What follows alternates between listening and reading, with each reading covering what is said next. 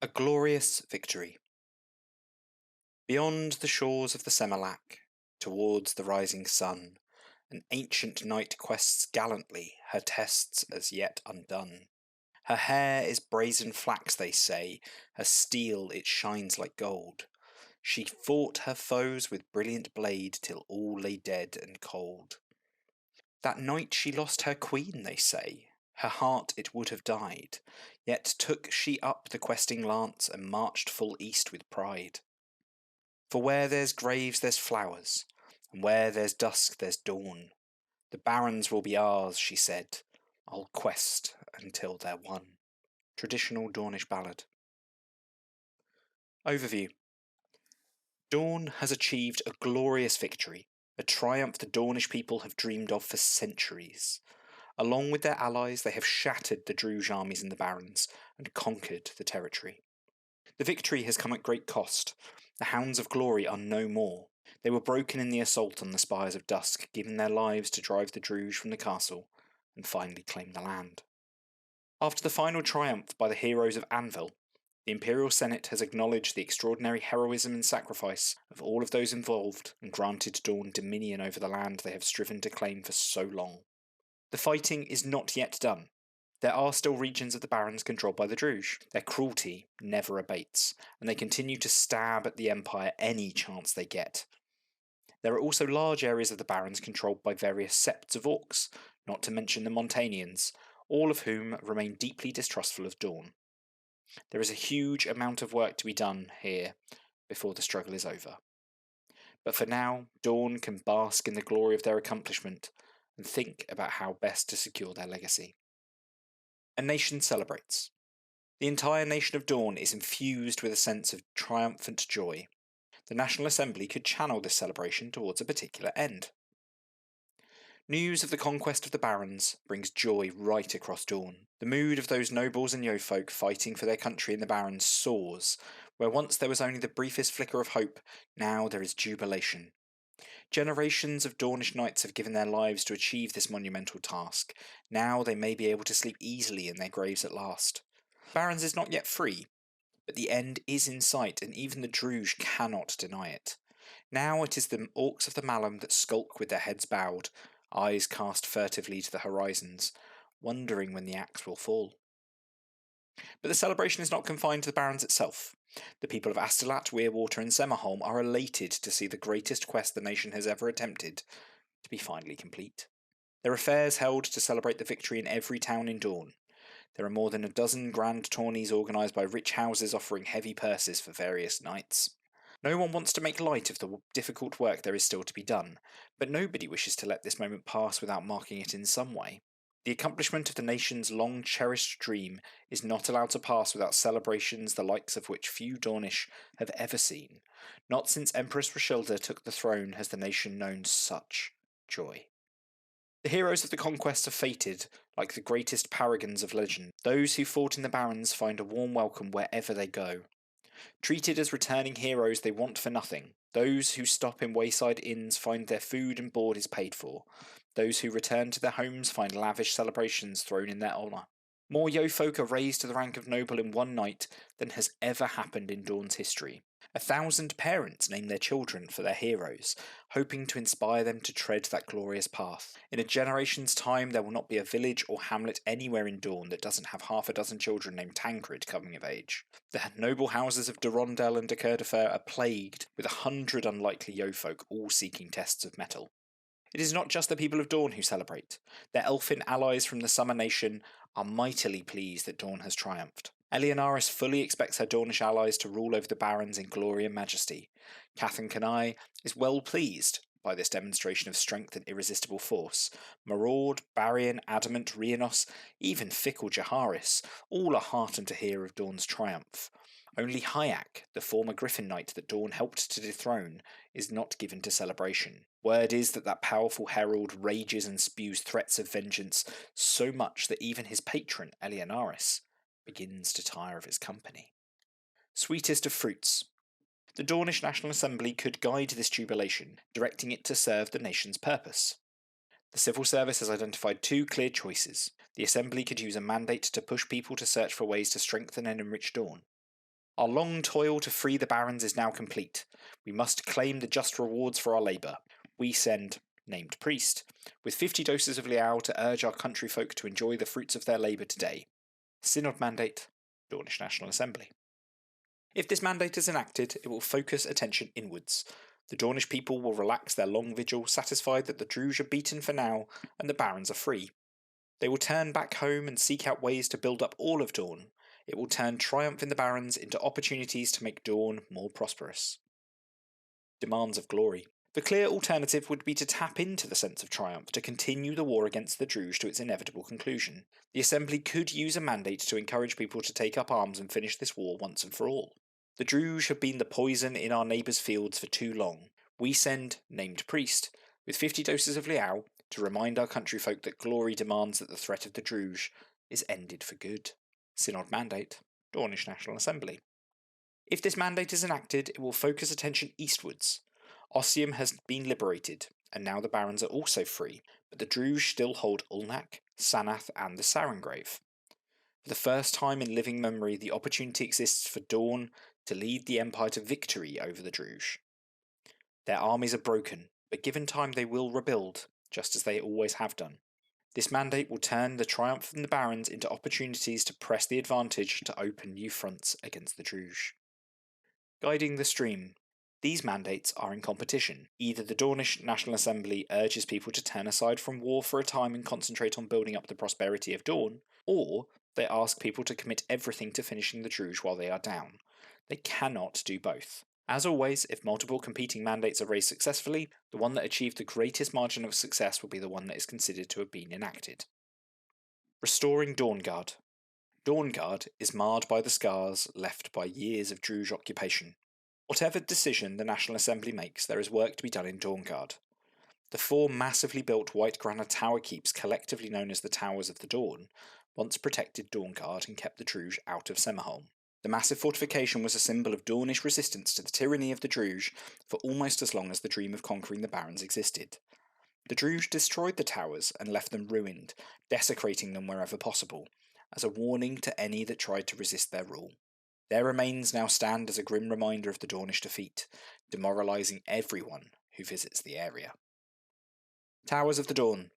The Empire could rebuild the Towers of the Dawn. This fortification would require 60 wains of white granite, 15 thrones, and take 9 months to complete. There is an opportunity to build a single regular commission on the site of the fortification instead. The Empire could rebuild the Towers of the Dawn. They have been ruined, but enough of the foundation remains that the towers could be restored to something approaching their former glory. It would cost 60 wains of white granite, 15 thrones, and take 9 months to complete.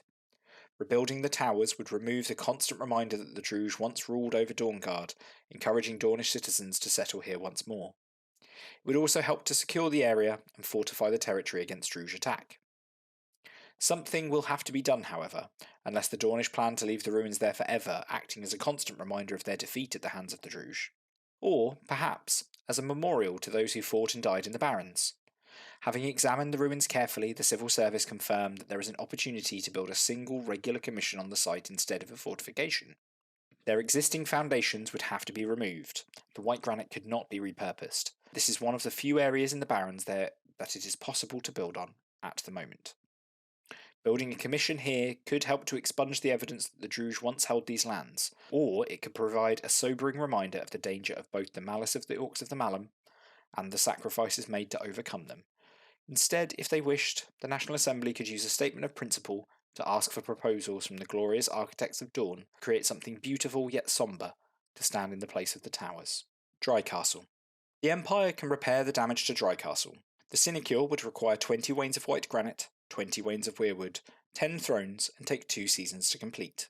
It would create 2 Dornish titles, the Knight of Dawnguard and the Reeve of Dry Castle. Dawnguard was also home to a small number of Dornish settlements, of which Dry Castle was simply the most prominent. The Druge pillaged the town, taking off what valuables they could and burning out what they could not. There are numerous Dornish people still living here, many of them eking out a meagre existence in the handful of buildings that were not ruined by the Druge or the fires they set. There is an opportunity for the Empire to rebuild Dry Castle, tearing down the destroyed buildings and replacing them with a number of edifices of white granite to contribute to the prosperity of the town.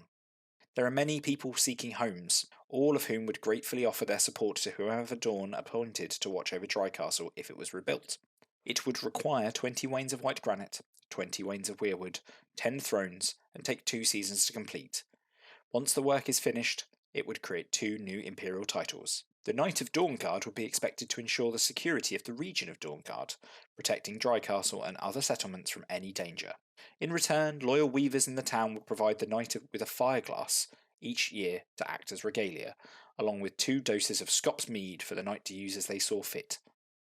The Reeve of Drycastle would be a role that a yeofolk would be expected to take up. There would be significant problems if a noble took the position. The position would be charged with seeing to the prosperity of the town, meeting with visiting merchants and helping settle disputes. The Reeve would receive a sizable income, 500 rings for their personal use each season, earned from rents on the newly commissioned buildings in the town. A broken land. The Barrens remain largely unknown as a territory, and the former Druge subjects that live here are not friends to Dawn. The National Assembly could guide people in settling in the Barrens, but would need to decide how best to do so. There is a great deal of work still to be done in the Barrens, and much of it remains to be discovered. There has been no spy network in the Barrens for some time, which makes it harder to find out what has been happening in this vast territory, the largest anywhere in the Empire or beyond. There are known problems, but the prognosticators are sure that these are just the tip of the iceberg, that many more problems will come to light with each passing season. The lay of the conquest of the Barrens may be written, but the story of the taming of the Barrens is only just beginning. The first task is to remove the last traces of Druge power in the Barrens. Their territory may have been conquered, but it is not yet fully under Imperial control. The Druge still control the heart of Paytat and half of Murderdale, and they are using what little power is left to them to stab at the Empire and spread fear in their wake. They hurled numerous curses at the territory as their armies fled, used spring magic to summon defences for the regions their armies abandoned, and unleashed ancient trees to assault the victorious armies and tear down the few remaining settlements. In theory, that should be much more difficult for them to do, now that they have no armies present here, but it would be unwise to underestimate the Druge in these matters. The best way to secure the Barrens is for Imperial armies to remove the last vestiges of their authority in the coming season. Other than the Druge, there are only scattered pockets of resistance. Guided by the National Assembly, the Dornish armies deliberately hampered their own strategies, trying to focus their attacks against the Druge and minimise the suffering inflicting on their subjects.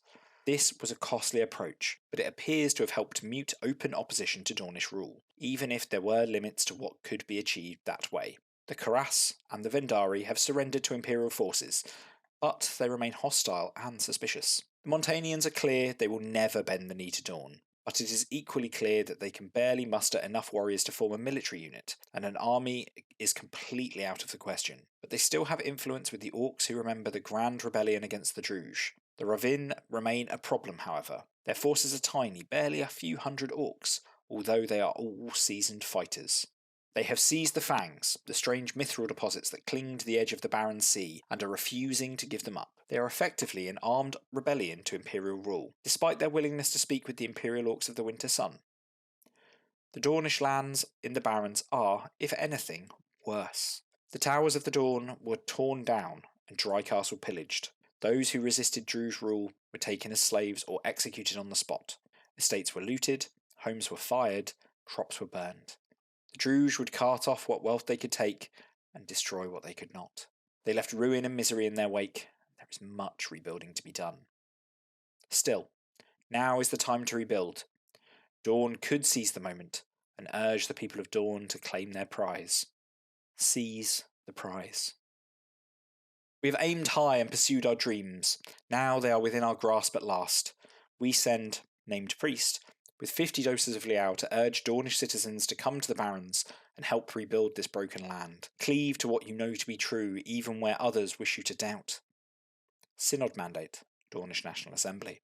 If this mandate is enacted, the trickle of Dornish folks coming to the Barrens would turn into a flood. Those who were forced to give up their estates and flee the Barrens when the Druge took the territory will be the first to return, but others will soon follow. The Barrens holds a mythical quality in Dornish minds. People are more than ready for the challenge. If this happens, it will mean that any Dornish citizen who wishes to move their resource to the Barrens will be able to do so without paying the normal 2 crowns charge. It will be hard work for the civil service to find suitable locations for people to settle, but the costs involved will be borne by many Dornish houses who are eager to play their part in building up the barons. In addition, scores of new Dornish houses will be founded as young knights and witches and aspiring nobles of every calibre will look to claim their own estates. As a result, the maximum number of armies that Dorne can support will rise by one by the end of 4 seasons after the mandate being enacted. Given the loss of the Hounds of Glory, those benefits might not be needed straight away. Doubtless they will come in useful one day. However, the mandate will not please everyone. Barrens is a vast wilderness with countless lands that are untamed and unclaimed by anyone. Nobody will need to give way to make room for the new occupants. However, the influx of Dornish folk moving to the Barrens can only exacerbate fears of the various factions of the Barrens, all of whom are hostile to Dornish rule. To see the Dornish settlements growing and thriving will fan the flames of rebellious discontent. The right question. Rather than plunge headlong into the Barrens, the Assembly could urge caution. Wisdom is not always knowing the answer. Wisdom is finding the right question. We send named priest with 50 doses of Liao to caution Dornish citizens not to rush into the Barrens. We will settle relations with the people of the Barrens before we settle the land. Synod Mandate, Dornish National Assembly. If this mandate is enacted, the trickle of Dornish folks coming to the Barrens will quickly dry up. Those who had hoped to return to the lands they lost when they fled the Barrens will think twice about returning. Those who do return will settle in areas of land that Dorne has claimed for decades or more, and which is not contested by the other occupants of the Barrens. There will be no benefits to Dornish army supply or those looking to move to the Barrens, but it will ensure that the current hostilities with the Septs who live here will not get any worse. That might give the Empire the time to find the right questions. Sir Dindrain has offered a mandate that would see Dorne instead focus on supporting the factions that occupy the Barrens. Pride exalts and uplifts those who have been laid low by the wicked. We come to the Barrens not to conquer but to liberate and restore those who have been trod underfoot by the Druge. We send named priest with 50 doses of Liao to urge Dornish citizens not to settle beyond Dawnguard, but rather to put their word, steel and coin to the cause of protecting and aiding the many inhabitants of the Barrens who have thrown off the yoke of the Burrock Teppel. Synod Mandate, Dornish National Assembly. If this mandate is enacted, those who had hoped to return to the lands they lost when they fled the Barrens will regain their estates in Dawnguard, but new settlers will hold back. There will be no benefits to Dornish army supply or those looking to move to the Barrens, but it will ensure that the current hostilities with the Septs who live here will not get any worse. It will shift the focus of the Dornish in the Barrens towards appeasing the Septs living there, and will create an opportunity for ways the Dornish might help and support the various factions. Competition. These mandates are competing. Either the Dornish Assembly urges nobles and yeofolks to come to the Barrens and settle what land is unclaimed, or they ask the noble houses to wait until a better moment when the relations with the Septs and their Montanian allies are more settled, or look to support those Septs. They cannot do more than one of these options. As always, if multiple competing mandates are successfully raised, the one that achieves the highest margin of success will be the one that is considered to have been enacted. Here we stand. Conjunction. Dozens of ghosts from across the Barrens seem to be converging on the Shrine of Hope in Hope's Rest. This ancient shrine has been associated with Dornish conquest of the Barrens for centuries. There is a conjunction of the Sentinel Gate that would allow the entire nation to visit the shrine at 11 PM on Saturday. At the last summit, Cardinal of Prosperity Darian Numbers raised a statement of principle in the Assembly of Nine announcing the intention to consecrate the Towers of Dusk with True Liao. The drive to create a True Liao aura at the towers is understandable. Destroyed 3 times but always rebuilt, they have been a testament to the Druge rule of the Barrens for centuries. Now they are in imperial hands, but the Towers of the Dusk are in a sorry state. They are badly damaged and in urgent need of repair, lest crenellations crumble and towers fall. It is not clear that they are safe to consecrate. Serious work might yet need to be done to shore up the defences. Plus, the style and decor suits Druge tastes. Most people who have seen them prefer the idea of remodelling the towers completely. However, there is a site in the Barrens that could serve as the perfect location for the Cardinal's ambition. What is more is that there is an unusual conjunction at the Sentinel Gate that would lead directly to the site at the next summit. It is a major conjunction, though there are no known threats nearby, and it is only large enough to allow a single nation to go through. But, in theory, it might be used by the entirety of Dorne, if they wish. The conjunction leads to the shrine of Sir Gwyneve. According to legend, Gwyneve was once Sir Galahad, one of Queen Igraine's 4 husbands. It is claimed that after Igraine's death she became Sir Guinevere, and became the first questing knight to seek glory in the Barrens. The stories claim she died fighting a Corsinal, and nobody has any idea what that was, and she was buried in a simple grave at the Shrine of Hope, on the borders of Hope's Rest. Guinevere's ghost is known to haunt the Shrine of Hope, and it is said that she can never rest until the Barrens is fully Dornish. Over the years, the Shrine of Hope has been a regular stopping point for questing knights coming to the Barrens. There was a long tradition in which knights who were accompanied by a troubadour would ensure that the shrine was kept consecrated to the virtues. Often, it was ambition or courage, but vigilance, loyalty, and even wisdom were popular choices. Knights would rest here, and some would encounter the ghost of Sir Guinevere and be inspired by her to continue their quest. The practice faltered when the Druge conquered the Barrens, but though they conquered Hope's Rest, they never despoiled the Shrine of Hope. Perhaps they never found it. Perhaps their black hearts faltered at the thought. Now they are gone, and the opportunity exists to create a permanent aura at the shrine. It would once again become a focal point for every questing knight who ever dared to risk the bleak wilderness that forms the Barrens. A place of hope, a place of rest, a place to draw strength before they venture forth to resume their quest. And what better way could there be to lay Guinevere's soul to rest? To mark the legend of the first Dornish knight ever to quest the Barrens, and to show the world what has been claimed will never be given up. Not just Guinevere could be given peace here. Although the prognosticators report no threat in the area, it does seem that dozens of ghosts are being drawn to the Shrine of Hope from all across the Barrens. It is impossible to know what conjunction of the stars or movement of the heart is drawing them here, but it seems they cannot resist the call of fate. Perhaps the heroes of Anvil will meet them there. Out of character note. We'd love to have let the players consecrate the Towers of Dusk, but unfortunately, Profound Decisions do not have the budget for Warwick Castle. They can, however, fizz-rep a small shrine. Participation. Any player whose character died while fighting in the Barrens may elect to play their ghost during the conjunction that takes place on Saturday at 11 PM. Please email plot@profouндecisions.co.uk for instructions if you wish to take up this opportunity. All Dornish characters at Anvil have a chance to go to the Barrens and take part in any celebrations held near the Shrine of Hope. Any Dornish character who has spent time in Astolat, Summerholm or Weirwater will have experienced a wave of jubilant celebration that has rippled across Dorne this season. The Sentinel Gate conjunction on Saturday is large enough to allow all of Dorne to pass through the gate to reach the Barrens if they wish to go. The path will be dark, and we encourage players to bring burning torches as Highguard do when they commemorate their Day of the Dead, and Wintermark did when they travelled to the Calavesa Marshes. The Shrine of Hope is not large enough to accommodate a lot of players. There will be an opportunity to tarry on the conjunction if the weather is pleasant and the players want to remain in the area to perform music or otherwise celebrate Dawn's triumph. Any players whose character died while fighting the Barrens may elect to play their ghost during this conjunction. This encounter is most suitable for characters who have some history with existing Dornish characters who are likely taking part in the conjunction.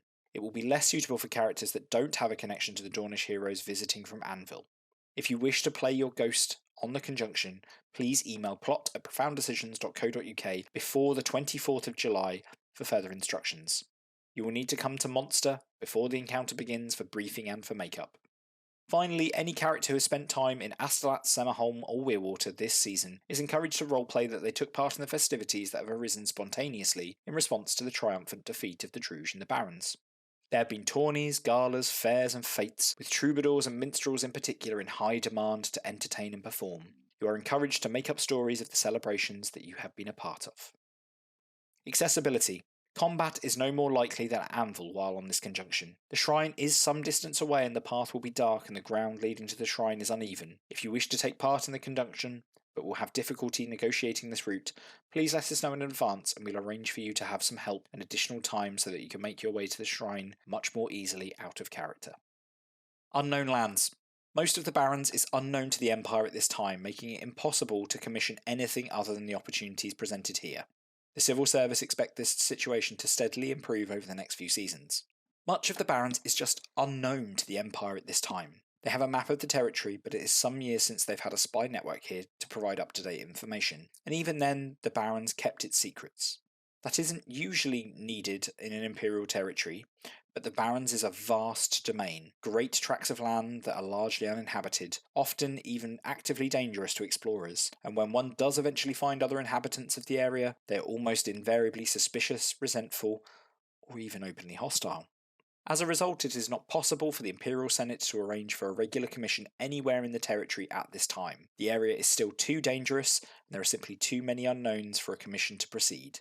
The only exception to this rule are the opportunities which have been offered to the Empire in A Wind of Fortune for the Barons. Opportunities that are offered as part of plot are not affected by this rule and function normally. The Civil Service believe this current state of affairs will not last long, even if there is no attempt to fix the issue. Providing people come from Dawn to settle in the Barrens, eventually there will be enough people with current knowledge of the area that it will become practical and safe to conduct a commission. This is unlikely to take longer than a year, and there may be ways to speed it up in the future.